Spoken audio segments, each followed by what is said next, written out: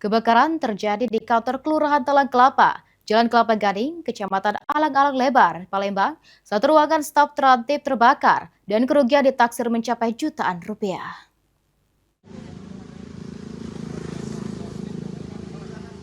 Kebakaran terjadi sekitar pukul 07.00 waktu Indonesia Barat. Petugas pemadam kebakaran mengerahkan 20 personel, 2 unit fire truck, dan 1 unit mobil pompa. Api berhasil dipadamkan sekitar pukul 07.30 waktu Indonesia Barat sehingga tidak merambat ke ruangan lain.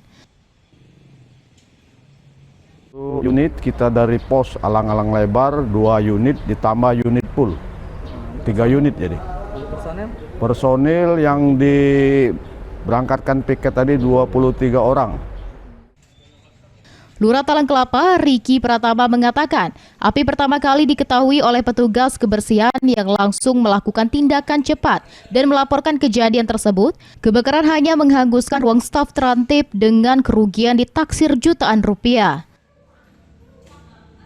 Proses penanggulangan pasca kebakaran dengan memperbaiki instalasi listrik dan membersihkan ruangan yang menjadi tempat yang terbakar supaya besok kami sudah bisa beraktivitas melayani warga seperti biasa lagi, Pak.